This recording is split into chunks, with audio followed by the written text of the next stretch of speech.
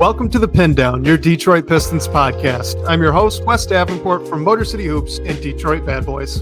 And I'm Blake Silverman, writer for Detroit Bad Boys, covering everything from the Pistons to the NBA draft and the Motor City Group. And of course, guys, if you are tuning in live with us right now on YouTube, leave the like, subscribe, all that usual stuff. If you're listening on podcast, I think you guys could leave comments on the Spotify and on Apple Podcasts or whatever Apple's thing is. I don't have an Apple phone, but regardless, do all that stuff. All that stuff really helps us out.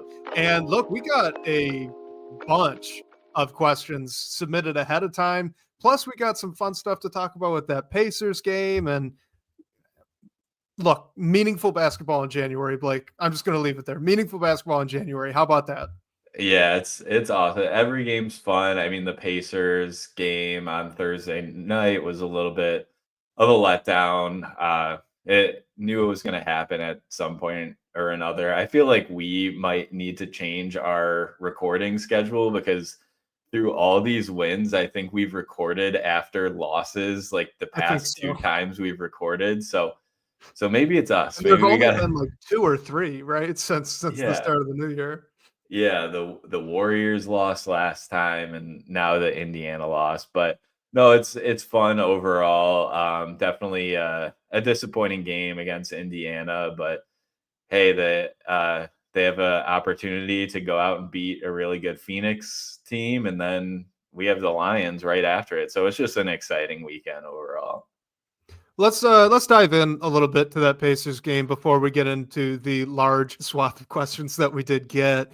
I mean, where do you really want to start? I can read off a couple of stats here from the starters. I mean, by the numbers, a lot of the starters seem to have a pretty good game, but of course, if you watched, you'd know like Cade struggled a little bit to put the ball in the basket. I think Tim Hardaway Jr. and Asar Thompson both struggled defensively. Like, where do you want to start with this?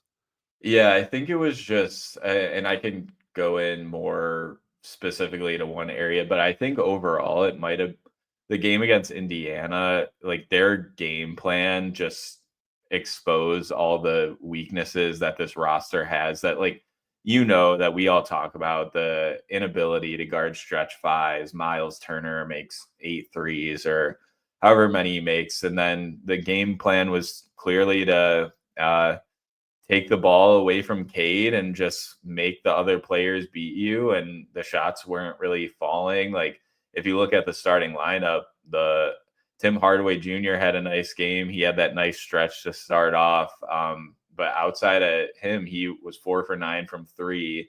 There was only one other starter that made a 3. That was Cade, and he was 1 for 7. Malik Beasley didn't have a good shooting night. So I think overall it was just a disappointing night.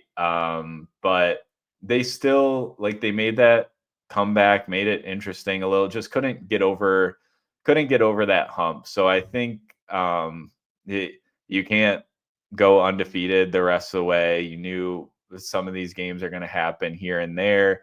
Would have been really nice to get this one overall. But yeah, it's just, I felt in general that Indiana had executed their game plan really well. Like, Andrew Nembhard played great defense on Cade, forced a bunch of turnovers, and then off the bench you have TJ McConnell doing the same thing, being a pest, and then combine that just with Miles Turner being out of his mind, having just that stretch 5.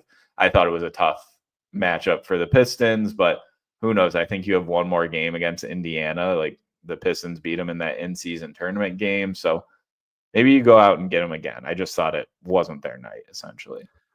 Yeah, agreed. I mean, it definitely was one of those nothing's going right kind of nights for the Pistons, especially offensively. You had Malik Beasley, you mentioned, Tobias Harris, both of those guys missing not only threes that they should have made and usually make, but that would have been really big in the moment that they were attempted. So a lot of that stuff just wasn't going.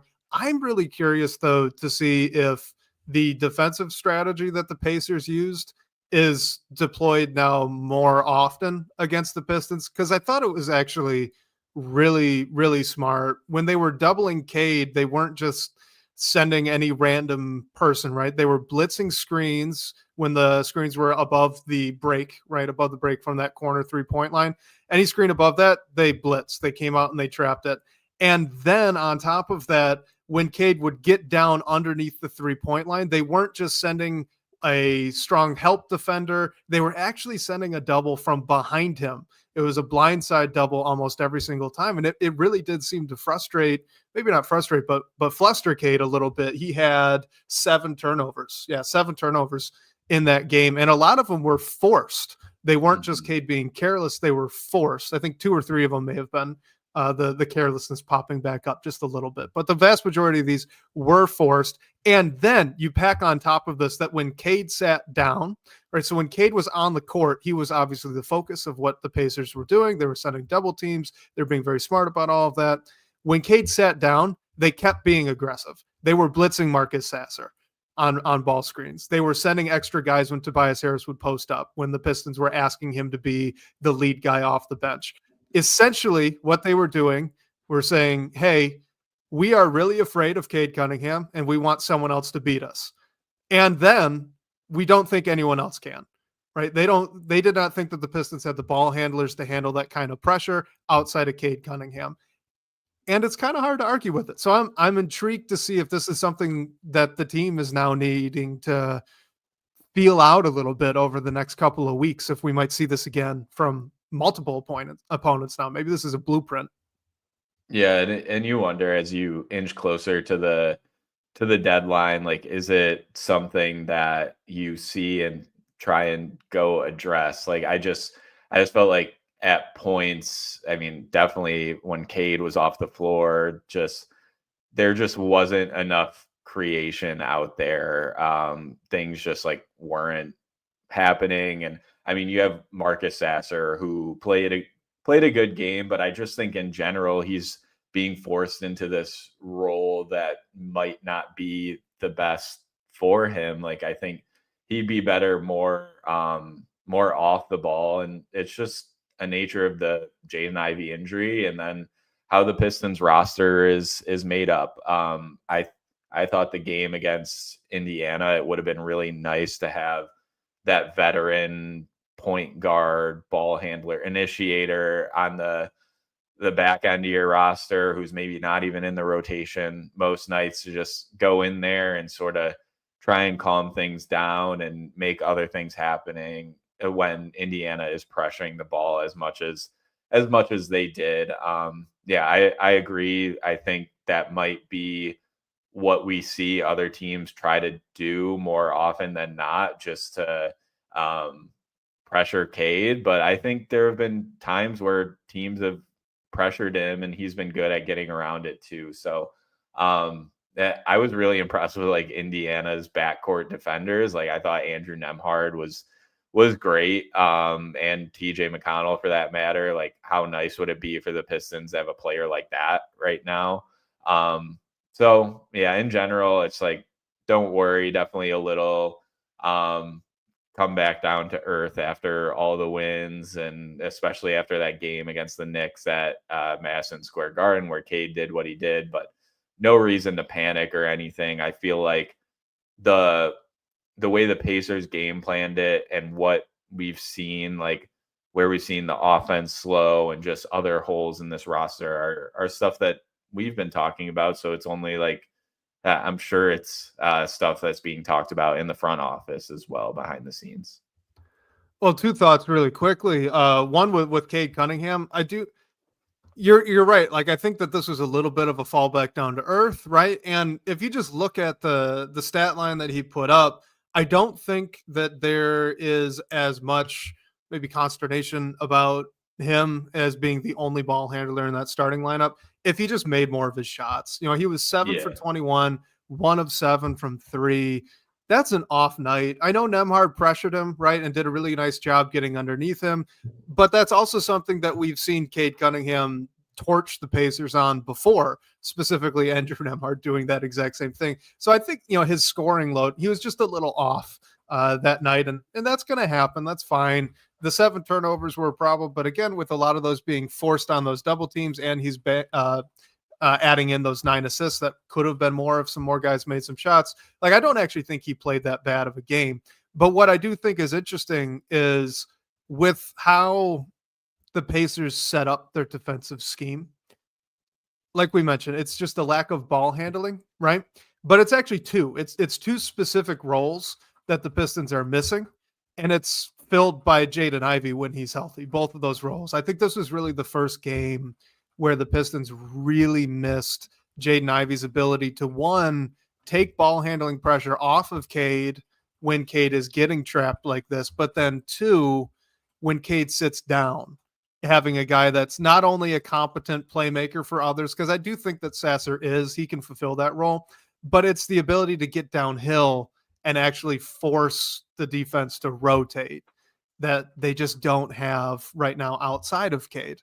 And so this, to me, this was the first, man, no Jaden Ivey, really, really bummer kind of night. Yeah, it's weird when you're like winning so many games when Ivy goes out. Like it sort of just moved your mind away from like what he could bring. And yeah, I totally agree. It's the perfect night to have Ivy playing off the ball and as an outlet for Cade when he is getting all that pressure. And then you put Asar Thompson in the starting lineup, who still has a lot to work on with his handle and just offensively in general. So yeah, totally agree there. I mean, it just stinks that Ivy's out still because all the wins sort of masked everything he does bring to the team. But when you do have a game like that, it's just like, yep, could really use that guy out there right now, and he's not going to be out there for a while, which stinks. But at least when you're at full strength, that you do have different looks and different like pitches you can throw at whatever the defense is throwing at you. All right, last thing before we get into the questions, but what did you think about the Pistons defense in this game? I mean, honestly, giving up 111 points to the Indiana Pacers is not bad. It's not awful. That's pretty close to what they're averaging for the year. And it's also not like, you gave up 130 or anything ridiculous like that. While Siakam had a really nice night, he had 26 points, 7 assists, 7 rebounds, 4 steals. I actually thought Asar Thompson did an admirable job against him. Siakam was hitting a lot of tough shots. Holland and Harris struggled though, and we'll get to Miles Turner and what happened there. But what did you think about the defense in general?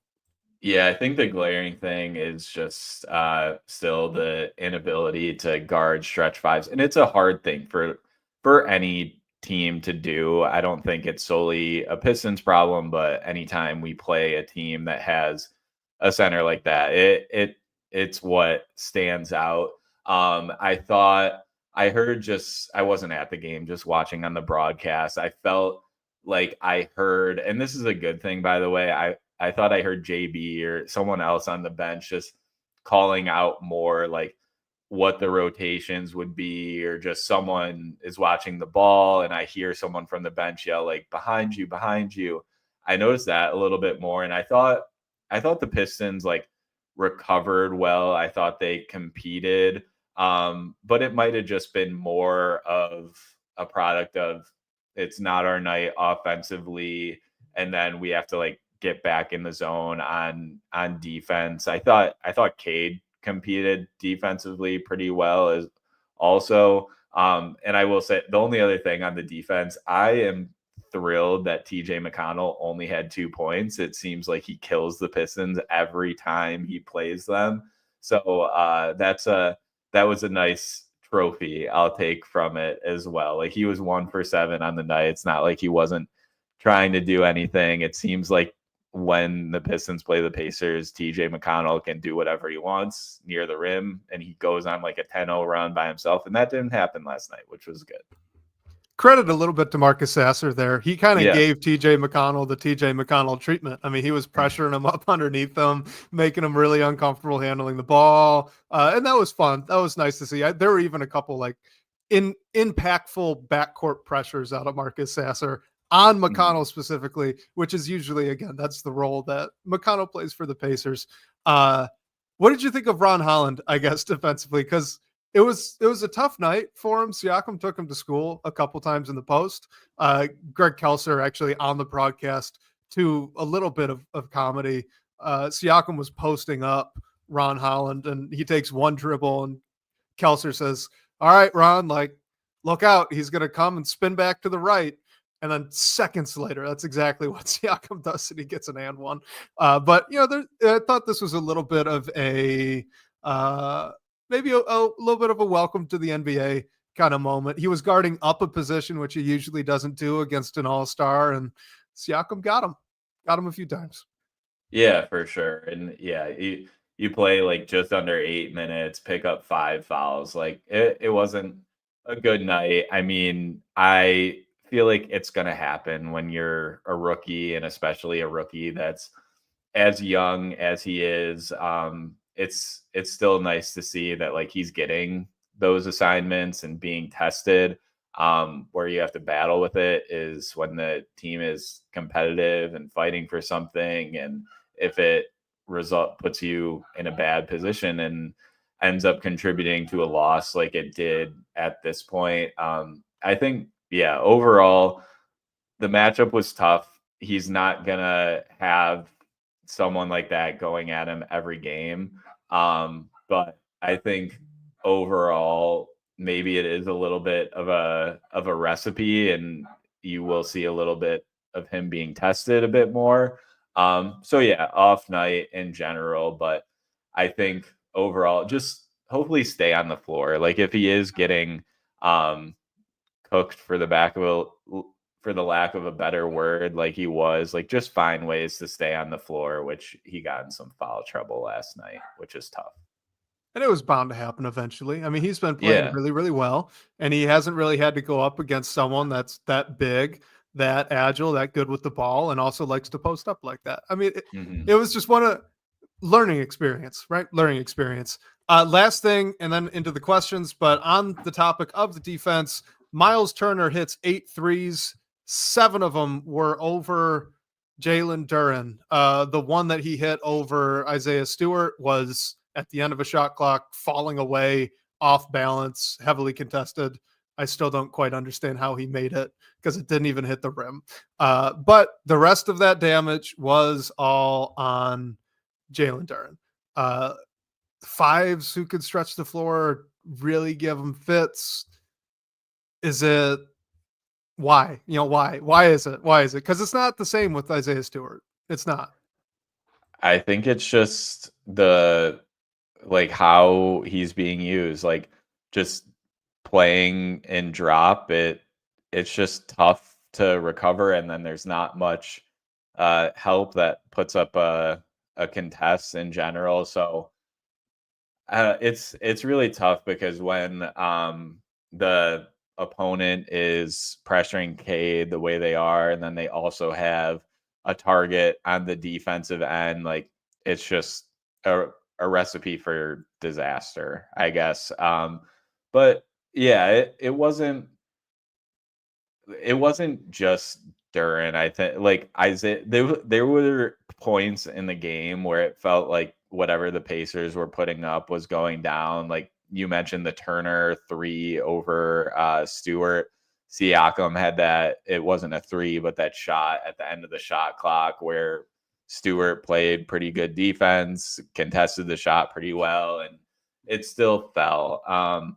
At this point with Duren, I'm sort of wondering, I don't want to say like it is what it is because he's still young, but and he's looked a little better defensively in the past couple weeks, but it's still just like these things happen, and he's been able to be disruptive at times, but still the weaknesses that we've been hoping to see him take a leap.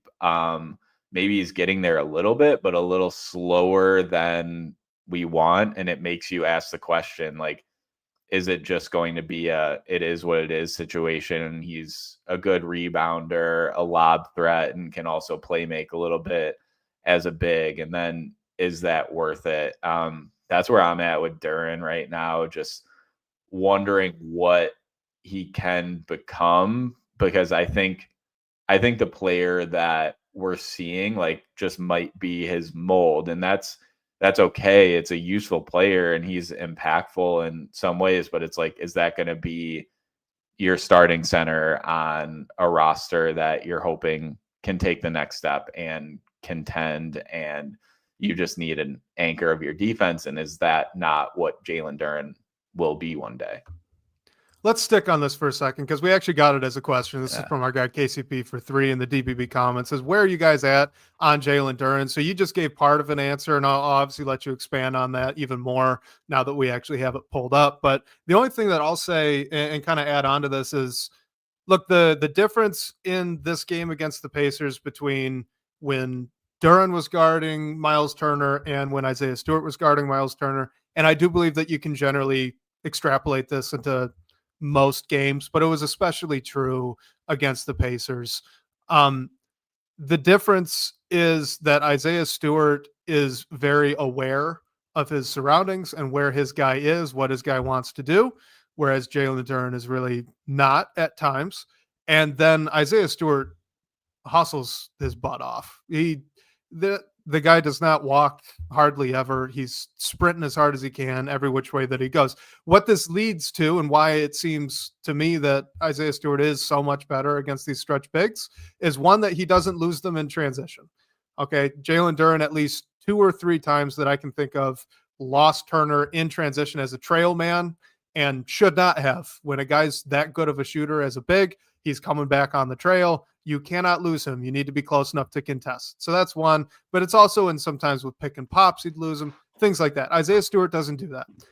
Add on that in those positions where you're maybe not in the best spot, because they play drop with Isaiah Stewart too, which you rightly bring up. It's extremely difficult to play drop against stretch bigs.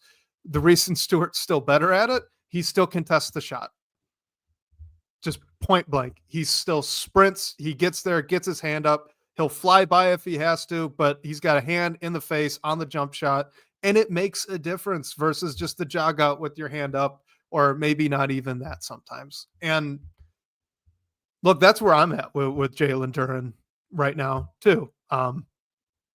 Defensively, it's been slightly better. He's blocked more shots. He had, I think, 2 against the Pacers. Yeah, he had 2 blocks, which I'll take. That's good.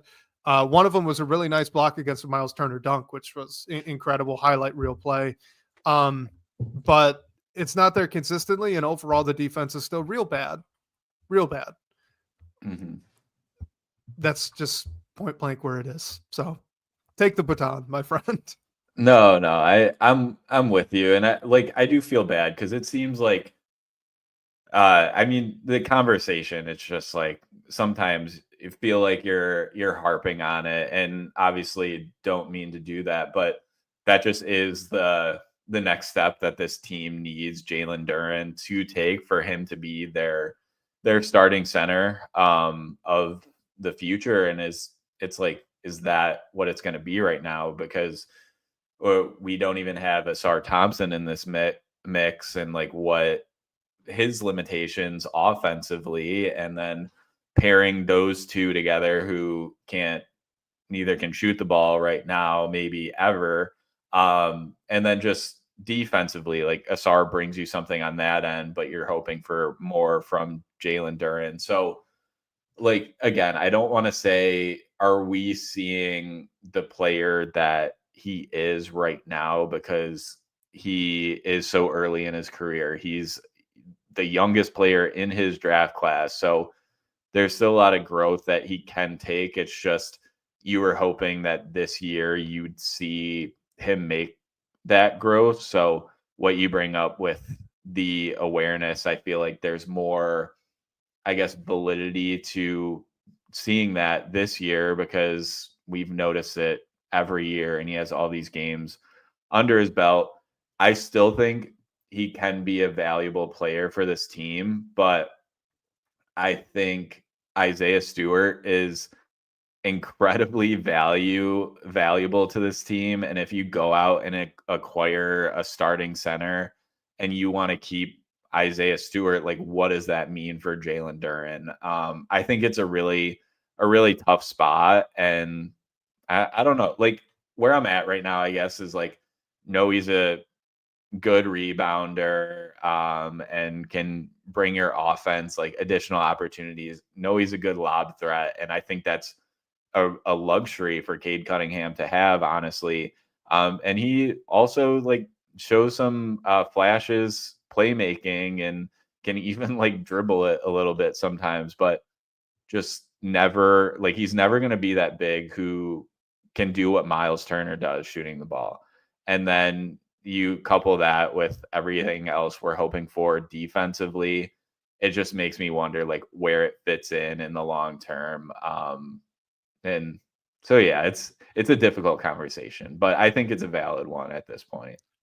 It is. It is really difficult, and it's just kind of a, like you said, like you don't want to harp on it and always kind of feel bad when it feels like we have to. But for the type of player that he is, he has to be a good defender in order to be a starting level player at that 5 spot, because he can't shoot, right? Like that.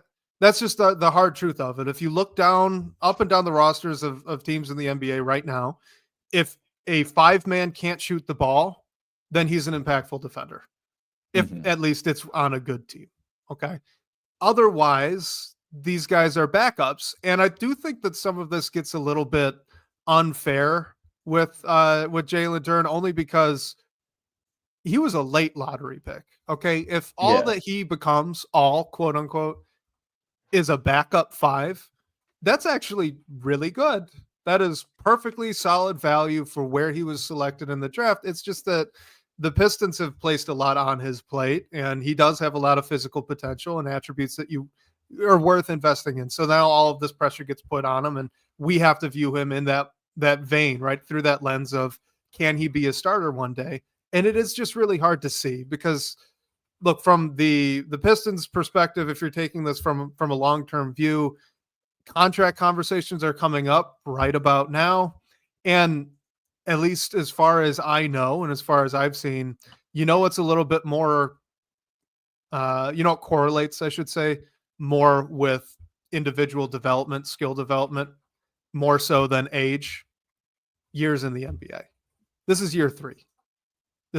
We have not seen much growth on the defensive end over 3 years.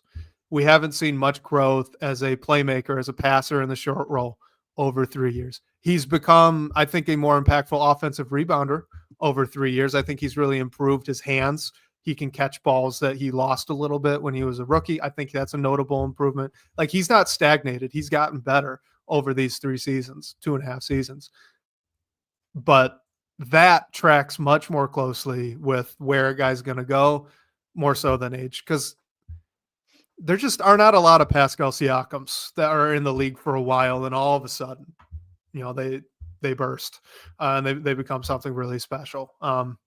So yeah, that, you got anything more to add? That's where I'm at with Jalen Duren, and I don't want to keep piling on. Yeah, I mean, I hope this doesn't sound like piling on, but I think just with going into the extension talks with him and Ivy, like Ivy's obviously an interesting conversation too. Especially with the injury. Yeah, exactly. But just looking at the guys who signed rookie extensions last year, like Cade was one of them. There's no big men on that list besides Evan Mobley and Sengun. So I'd have to go back to others to just look more. But like, and then notable players who didn't sign a rookie extension last year that were eligible to.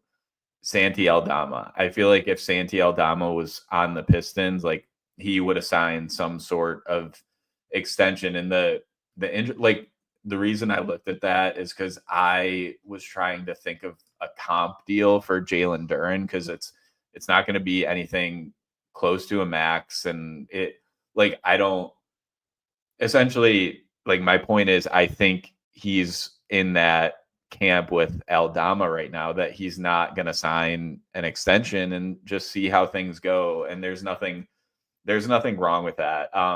Just because the player is eligible to sign an extension, like, doesn't mean it's the right move for the team or the player. And I think that might be the case in this instance.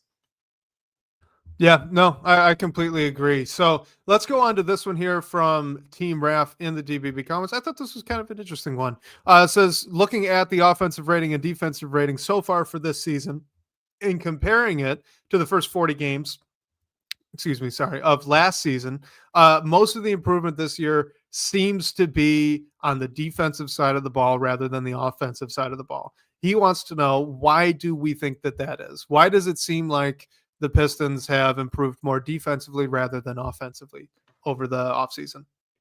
Not to oversimplify it, but I feel like it's because the team isn't uh, getting blown out as much. Like they're competing, they're in. I mean, obviously, when you win more games, your offensive rating is going to tilt higher to defensive rating. So I think, and also just like the number of exciting games that this team plays, like there haven't been many nights where they've been blown out and you give up a ton of points, a ton of more points than you score.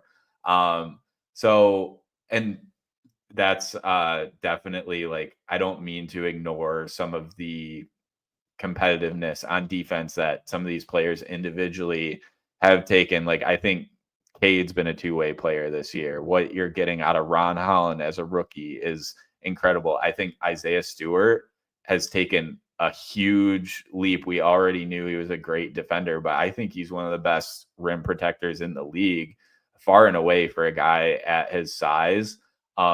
But I think in general, defensive rating wise, it's just like this team is playing competitive basketball, and they're there's care and just like intensity behind every minute, and every possession. They're taking things more seriously, and I mean, just how the season went last year, I feel like that wasn't always the case, and you shut guys down at certain points in the year. But overall, I just think it speaks to the job that like JB Bickerstaff has done, like came in, and also like the buy-in that he has from these guys. So in general, although I think there is a conversation here about like individual players who've contributed and helped the defense be where it is, like I still don't think this team is a good defensive team. And I think just how much the defensive rating has went down, and the Pistons have subsequently moved up in the defensive rating rankings, I think it's just more lends itself to the competitive basketball that they're playing. Yeah, I agree. And let me know if you think that this is kind of a wacky or out there answer to this question. But am I crazy for thinking that part of the improvement to the defensive side of the ball this year is because they've gotten better on offense? They're averaging 3 more points per game. And remember, an average, it contains a lot of volatility to it, right? And the Pistons this year, their points per game total, at least to my eye, has been a lot more consistent than it was last season. Last season, you really had a roller coaster. This year, it's been very consistent. So the fact that it's 3 points per game more as a team is actually really big, because it's almost always more points that they're scoring. Not only that, they're making more threes. They're shooting a better percentage from three. They're shooting about the same percentage from the floor, but they're taking more shots. Like, all of that stuff helps the team control the pace a little bit more than they were able to do last year, right? Making the shots, forcing the team to take the ball out, bring it back up. Now you're playing in the half court, things like that. So I actually kind of think that part of the defensive improvement is just that they're scoring more consistently and more, and that makes the game a little bit slower. For sure. I think like it's definitely important to look at offensive, defensive rating, and net rating, but I think they're definitely like offensive and defensive rating are definitely related to each other. And just like in the game, I feel like when you're making shots, you're less like in your head on the defensive end. Like you're not thinking about something that happened before. And I feel like a great example of what you're saying, Wes, is Malik Beasley. Like he's up there in the top 5 3-pointers made in the entire league this year.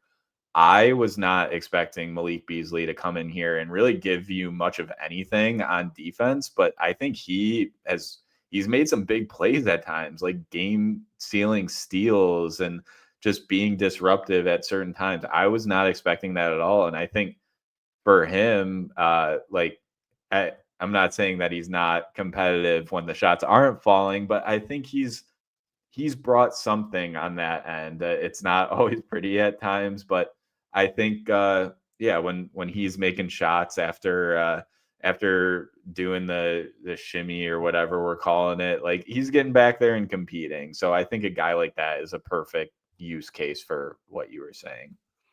100%. Because you're spot on, right? He's not a great defender, but you know what he is really good at on the defensive end? He's a very good communicator. He is talking all the time. You hear him communicate. You can hear him on the broadcast sometimes. Him and Isaiah Stewart, they are both very, very loud on defense, talking to their teammates. That's really valuable. So even though he himself is not a plus defender at that two guard position, he's struggled actually quite a bit as an individual defender. I'm with you. I think he brings a little bit of value to the team more broadly because he is aware. He's watching what's going on around him. He's talking. He's communicating, and that's really important, especially on a young team that doesn't really have other guys doing that yet. Like you wish that Asar Thompson was a little bit more vocal, or at least I do. I can't really hear him all that often on the broadcast. He's an incredible individual defender. So that's just something that, he can improve on a little bit over time.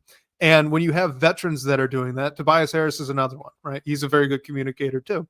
It's very, very important to kind of quarterback the defense. And guys, if you're watching live, feel free to throw in some chat questions. That is, we'll try to get to them as well. But let's go to a couple here from our DBB comments. These were both kind of the same question, so I want to lump them together. Mr. Mojo Ryzen says, at the halfway mark, what would you say is the new best case scenario for this team? And then our guy again, KCP for 3, wants to know, what would you guys say is the best outcome for this season? And actually let's throw Rames his questions into this as well. What's the realistic pace of winning over the second half of the season? So let's put it down this way, Blake. What is a realistic expectation for the second half of the season, and what's the best possible outcome that you can envision right now?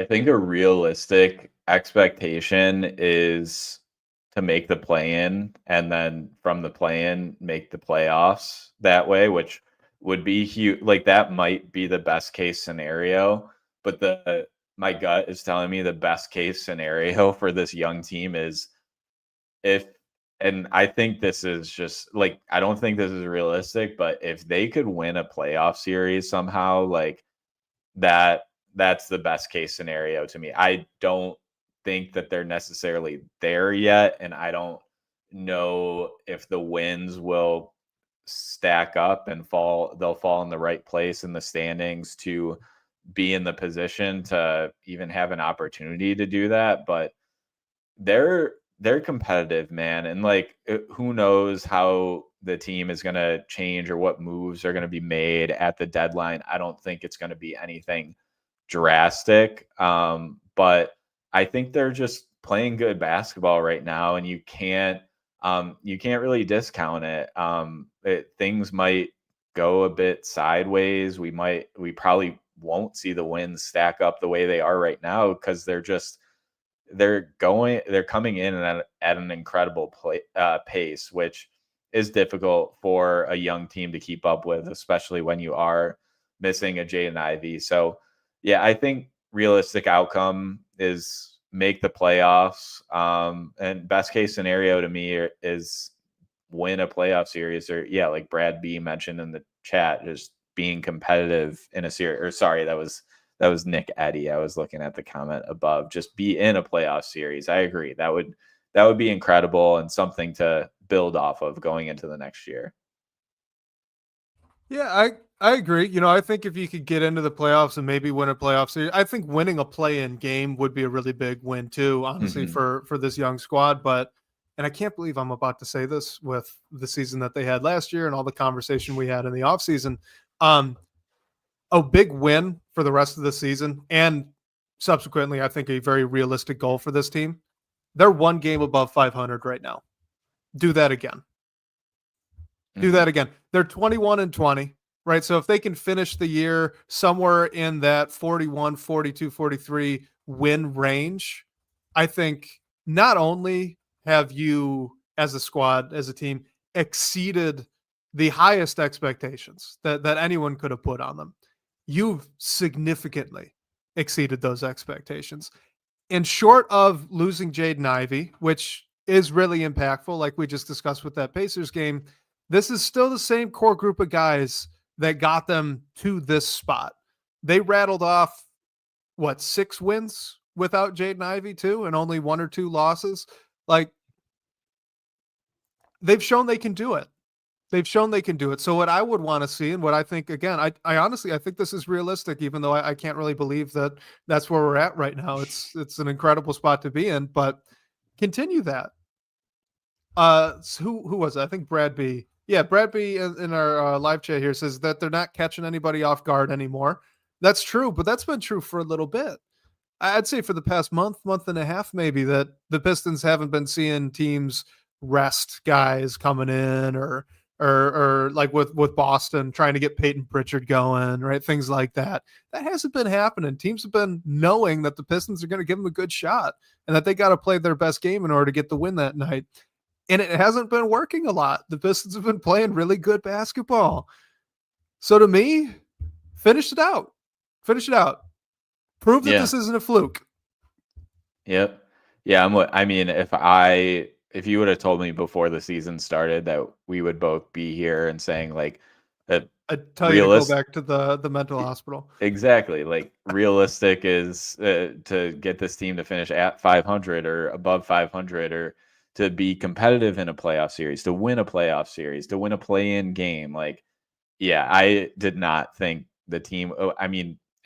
It sounds like the front, like, no one really thought that this team was going to do what they're doing right now, which makes you reframe how you think about it. And from the reports we've seen, even the front office is doing that and debatably changing their strategy at the trade deadline to just not just be a dumping ground for other teams' bad contracts, and make sure you're bringing in players that can contribute to this roster, which Trajan Langdon has done in the offseason.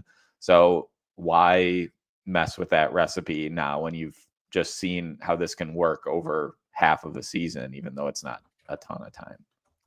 And like, not to get too far ahead of ourselves or anything, but you look at the standings right now. One, teams behind Detroit right now, Chicago, they seem like they're going to be big time sellers at the deadline.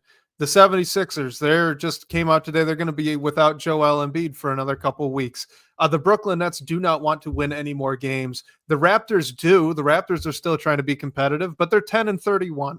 They're quite a ways behind. The Hornets also still loosely trying to be competitive. They've only got 9 wins. And then the Wizards aren't trying to win anything. They've only got 6. There's a big group of teams right around Detroit. You got the Magic at 23-19. Pacers also at that same record. The Hawks at 21-19. The Heat at 20-19. And who knows what goes on with Jimmy Butler there at the deadline. And then the Pistons at 21-20. Stick in that group. If they can stick in that group, they could get as high as like 6 or 5 just by continuing to play the way that they have and letting everything kind of shake out around them. They have nobody coming from behind them. Nobody. Mm-hmm. Nobody.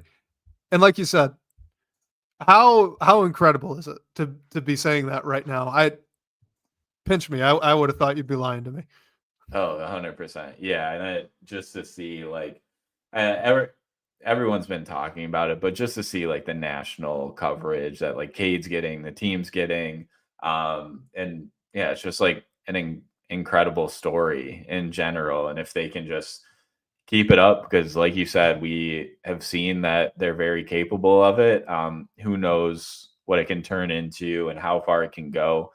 I think if you can get to the playoffs, win a play-in game, like you mentioned, like, that's something to build off of. And I think that's your goal now, because it's like this team is not anything close to a title contender, but I think the next step is finding something to build off of to take you into that conversation and into that realm. And I think they have accelerated it to be even where they are right now. So yeah, just keep it up. Like you mentioned, it's a lot easier said than done, but like you said, we know that they can do it. We've seen it. And just to build on what you said right there, and I'm going to lump in this question here from a fella in the DBB comments who asks, are the Pistons getting too good too fast? Look, they've already got the hard part done. The reason that the Pistons are where they are right now is because they put solid veterans and now finally the interesting young pieces kind of fit together a little bit more on the roster. But they put together a roster that more or less makes sense around Cade Cunningham. And Cade Cunningham's been the engine that makes this entire thing go. They've done the hard part. You have the guy on this roster that you build everything else around. Getting that one star, that one franchise player is the hardest thing for any rebuild to do. Getting a second star is not easy. I don't want to make it sound like that. It's a challenge to get the second guy, but it's much easier to get a number two, right? Not a number two option. We can get into the semantics of all that, but a number two star, the guy that's not going to be on the have his face on all the tickets, right? But is going to be up on other marquees, that sort of guy.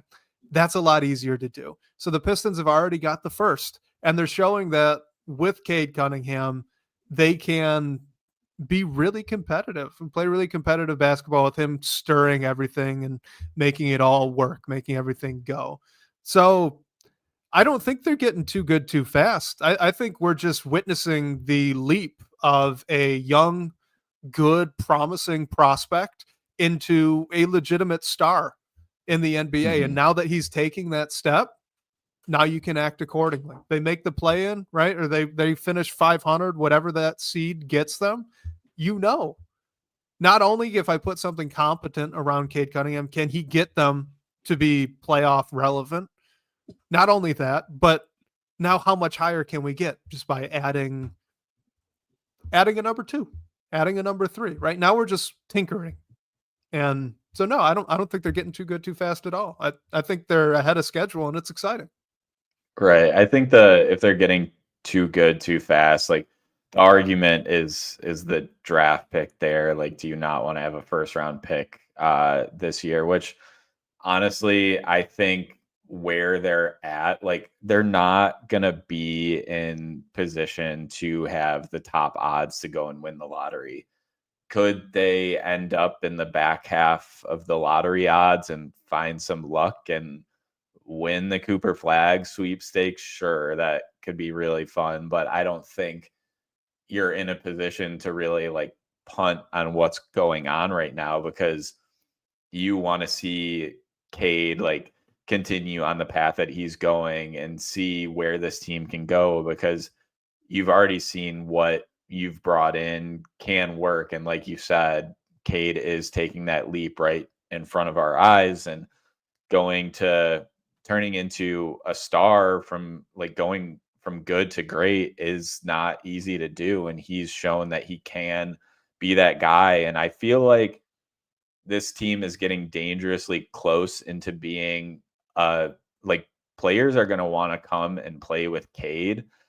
Is everyone going to want to do it in this situation? Probably not. But I think there's going to be players that will want to play next to Cade Cunningham. We saw that happen a little bit with Indiana, and people want to go and play with Tyrese Halliburton. So I think the team overall, if you continue this upward trajectory, you're just putting yourself in better position to take that next step. The worst thing that can happen is you middle out and you don't go anywhere. But I think the teams that middle out are the teams that don't have the guy, or they're like, you have multiple guys and you're like, who's really the guy? And you know who the guy is in Detroit and Cade. And he's been the best guard in the East, and maybe even playing the best basketball. I mean, Shea is kind of on another level right now, but Cade is like up in those conversations right now. So I think you just have to see where he can take you. Yeah, I completely agree. And I'll just add this in with the pick conversation. something I think tends to get lost is if the pick conveys this year, one, great, right? It means, hey, the Pistons were really good. They made the playoffs, whatever. So leaving all of that aside, the pick conveying this year means you can trade future picks. Right now, the most recent future pick that the Pistons can trade is in 2029, I believe. Might be 2020. I think it's in 2029. The moment that pick conveys, then they can trade one in, what would that be? 2027. Right, because Yeah, the next you year they'd be unlock forced to here. keep with the Stepien rule, but you unlock 2027. That can go, right? That could go for getting another star. That can go and be packaged. You could now package two, right? You could do 2027 and 20. I'm just the flexibility that opens up would not be a bad thing at all. Let's stick on Cade Cunningham for just a second. Just kind of a fun, let's be super positive. What's Cade's ceiling right now? That's Art Vandelay 81 in the DBB comments.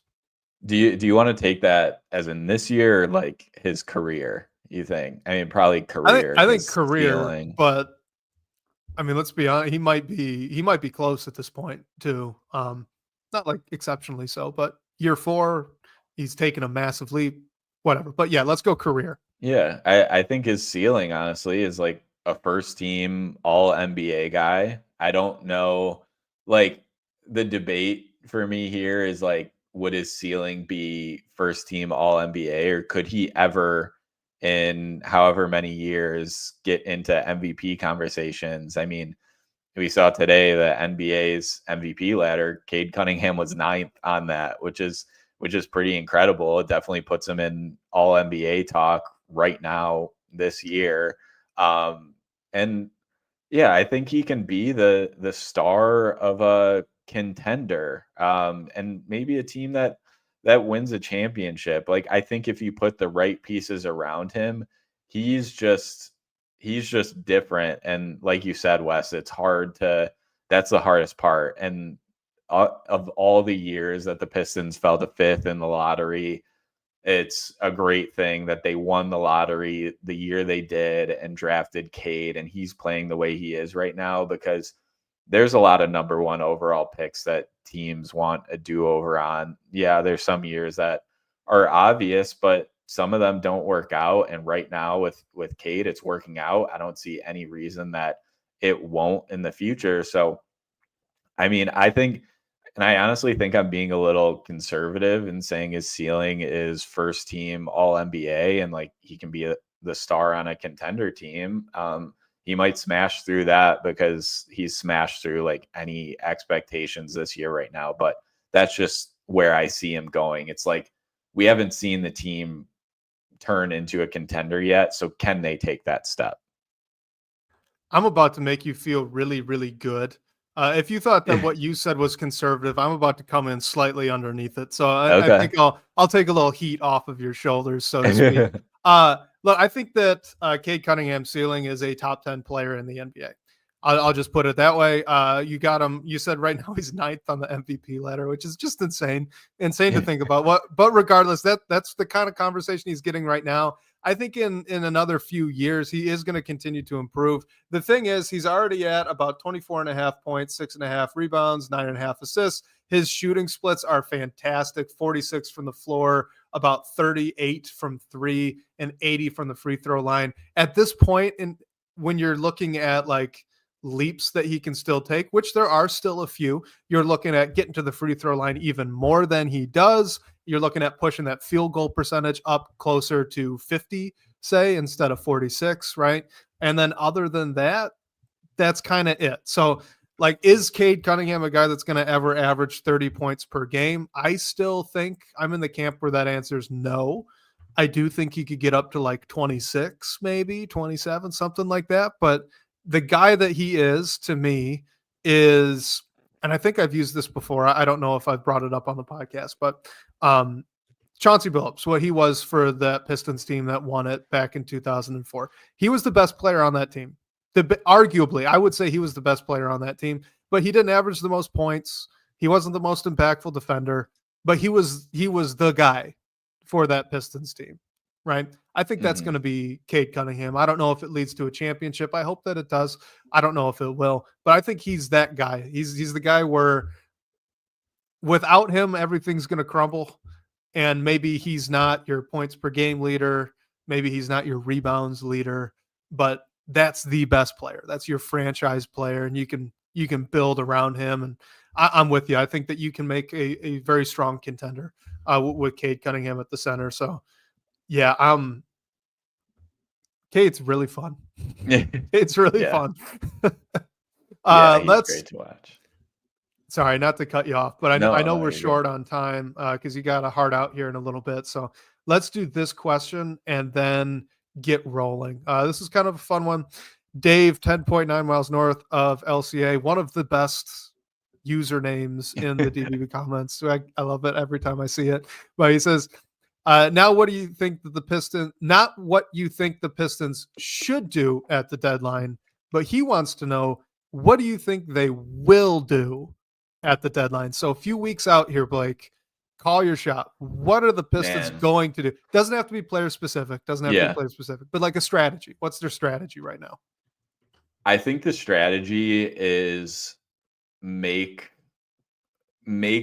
find a way to address like some of the holes that we know this roster has. So can you bring in a rim protector to be your third big off the bench? And is that valuable? Like, do you want to make a move for that because you have Isaiah Stewart off the bench already? You also have Paul Reed. Like, is that something you want to do? With Jaden Ivey's injury, I think the more likely is you see some sort of initiator brought in, and it might not be a flashy move by any means, but just someone like, if you're in a situation like the Indiana Pacers put the Pistons in on Thursday night, like someone else you can go to try and make things happen. I think they will find a way to use their $14 million in cap space, whether it is through taking on a player that can help or absorbing it just to get a draft pick if there's nothing else, because I don't know if Langdon is going to want to just let it sit, because then you have Cade's extension kicking in, and then you have the talks with Ivy and Duran, and after that you quickly get into having to pay Asar and then Ron Holland after that. So I think you're going to see them make moves around the edges. And if you don't see or if you see that and then there's some cap space left over, then I'll see them using it and taking on bad contracts to bring in some kind of draft picks, even if they're not great draft picks. I don't think they're making the big move this year. I don't think you mess up what you have right now. So that last thing that you were talking about there, Blake, that is exactly what my prediction is for the Pistons this trade deadline. Because I think that the report that the Pistons were kind of looking at the deadline differently. They didn't want to just be a team that opens up the cap space to take on any sort of asset. I think that report was getting maybe overblown in the, I don't quite know exactly how to say this. I don't think that when the Pistons let that kind of leak out, assuming that they did, that it means that they're going to go take a big swing. Like you were saying, I don't think that they're going to go and get a superstar or anything like that either. But I do think that they may have changed, and they're going to change what they want back with that cap space. So now instead of, okay, let's take on a terrible contract and get a first round pick, I think that the calculation might instead be, okay, let's take on an overpay contract, but for still a good player that is an upgrade for our roster. And now maybe we'll get a second round pick instead for doing that service. Okay. So now instead of just a total salary dump, you're just looking at guys who are making, 5-10 million more than what they quote unquote should. And so it's still a salary dump, but for the Pistons, it's an upgrade. And I don't know exactly who this guy might be, right? I'm not quite sure. Maybe someone like Cole Anthony or something like that. But that caliber of move, I think, is what we're going to see at this deadline. They're still going to get draft capital, but it's not going to be a first round pick unless they move on from like Tech or Beasley, or maybe Tim Hardaway Jr. if someone really wants that. But they are going to have that cap space get eaten into, just not for a nobody. Now it'll be a somebody, just an overpaid somebody. Yeah, I don't think they're getting a first round pick for what it's worth. And I'm probably scarred just from all the moves that I don't either, honestly. Yeah. Just like all the moves that have been made, and you've seen how much it takes to get back a first round pick. So I'm with you there. I think that's a great assessment, honestly, on like predicting what will happen. Not sure who it is, but yeah, I would be shocked if it's someone that will come in and not help this roster at all and is just a total salary dump. Yeah. And I think the only like surprising name to watch, because I think all of us are very much on the same page of what we expect, right? They're hoping to take contracts back into their salary space.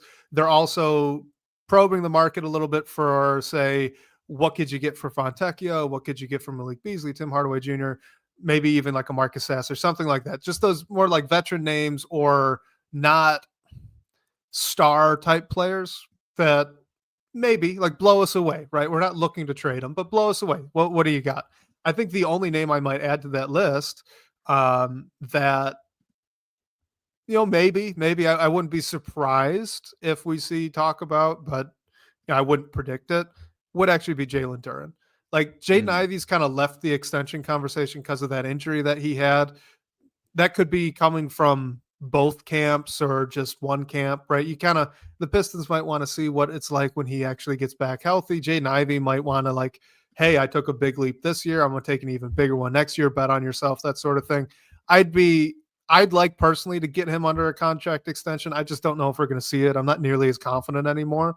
But Jalen Duren, I think you're absolutely right. I'd be floored if there were any sort of contract extension there. And because of that, maybe it kind of pops up into a rumor. I could see it. I'm not going to predict it. I'm not making that prediction. If there's a surprise, I think that's what the surprise is. Yeah. Yep. I'm with you. Like, I wouldn't be shocked if like Fontecchio is traded. I will say exactly.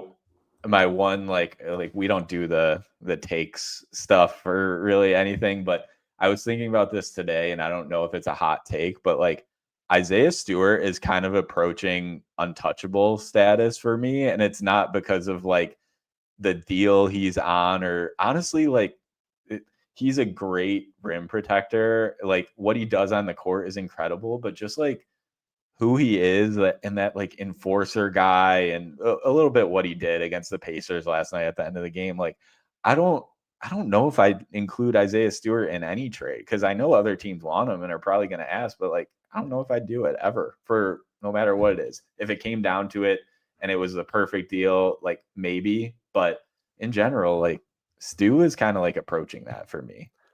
I'm right there with you, so I don't think it's a hot take at all. Isaiah Stewart, they just like somehow magically lucked into a guy that every single playoff team wants. Yeah. And they're not a playoff team at all, so sometimes it looks rough, but like, or it had looked rough in the past. This year it's been really, really good. He's everything you want in a backup center. Yeah. He can space the floor a little bit. He blocks shot. He's a very good rim protector. He's disruptive in the passing lanes. He's got long arms. He's a great communicator. Like the only thing he doesn't give is a lob threat, but you don't care because he's off the bench and he's super switchable. I want to keep Stewart too, because on top of everything that you said, in like 3 years, if the Pistons are a team that's winning more than 50 games in a season, man, is he going to be a luxury, an absolute luxury to have. So I'm right there with you. Not a hot take to me. Yeah, cool. I was worried I was approaching hot take realm, but hey, all good. Yeah, wow. Shout out to everyone for all the great questions. We had so many tonight. And yeah, totally agree with Brad B. Ron Holland has that to him as well. So hopefully it seems like he's gonna hit right now. We'll see what happens with him, but shout out to everyone again for all the great questions tonight. We got a ton. Reminder, if you want to ask a question and hear your voice on the show, you can call our phone line. The number for that is 313-355-2717. And special thanks to Sean Corp, the managing editor of Detroit Bad Boys, for supporting the show. And shout out to you guys again for all the great questions and talking points tonight. We'll catch you next week, whether on your commute or live with us on YouTube. We can't wait to talk more Detroit basketball with you all. Go Lions.